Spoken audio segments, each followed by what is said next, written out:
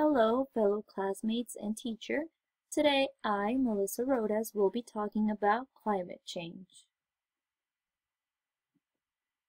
Before we begin, I would like us to watch a very short but instructive video about climate change.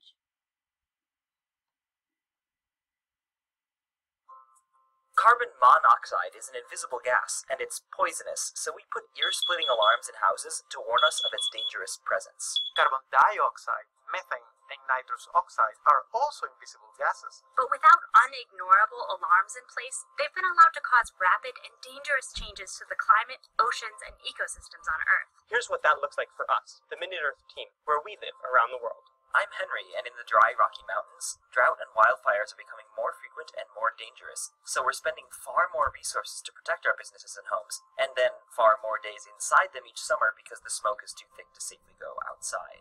I'm Kate, and those same droughts in the Rockies mean that less water makes its way down the Colorado River, causing Lake Mead, which supplies water to me and 20 million other people, to drop to record low levels. I am Ever, and here in Venezuela, droughts also threaten the Guri Reservoir and all the hydroelectric plants that depend on it, putting more than 60% of our electricity generation at risk.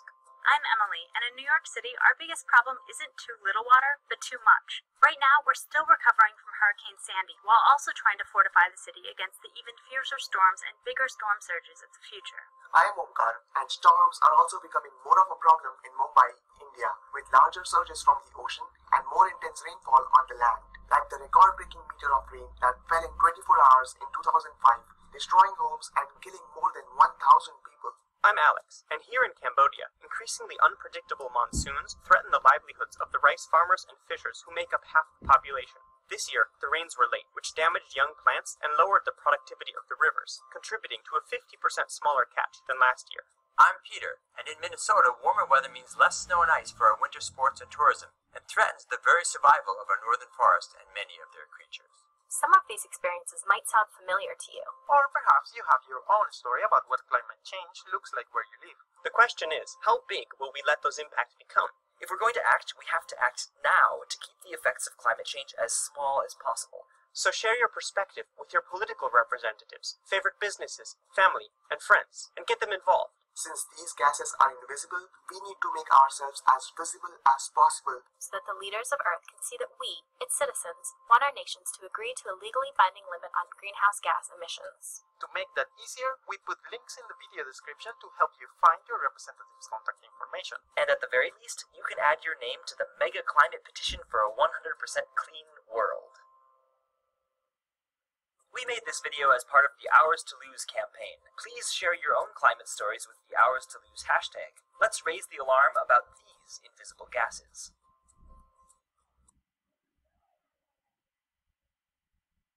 Okay, so climate change is the change in the statistical weather patterns of our planet Earth.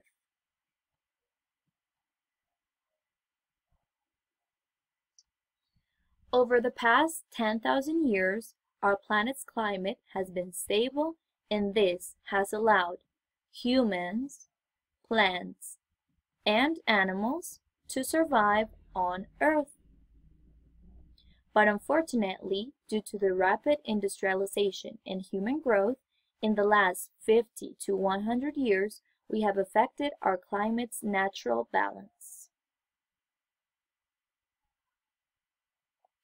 What causes climate change? Today, I will be talking about two different causes, which are natural causes and human causes. Let's start with natural causes.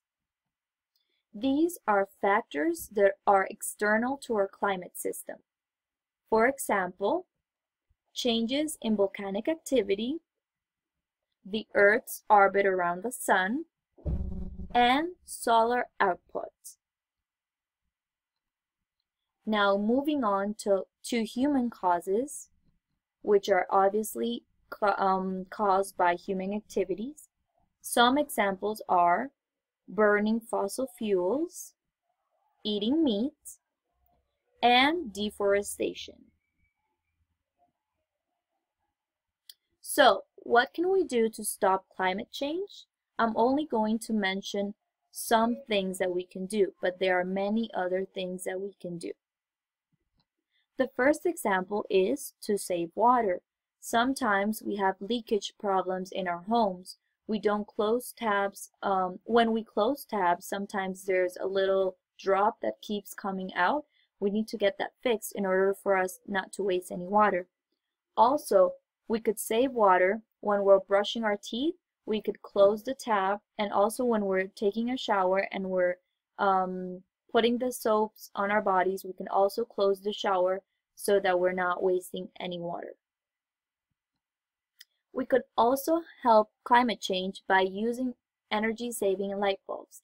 These are very cheap and you can find them basically in any store in any country. Another idea to stop climate change is using electric cars. We could also reduce, reuse, and recycle anywhere we are. For example, in schools, we could create recycling programs for the whole school.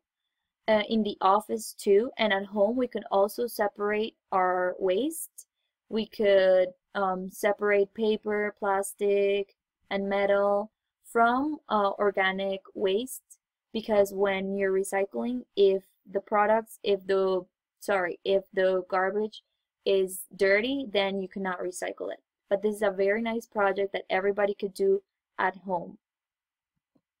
And finally, we can turn off the lights. Sometimes when we're at home, we are in a room and then we have, let's say for example, we're in the bedroom and we have the living room's light on and the kitchen's light on, and this is wasting light. Also, if it's in the middle of the day, we don't need light because, for example, in Colombia we have natural light.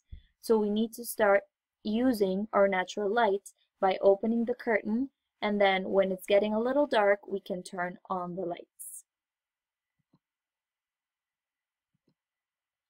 Okay, this is the end of my presentation. Thank you very much for watching and listening.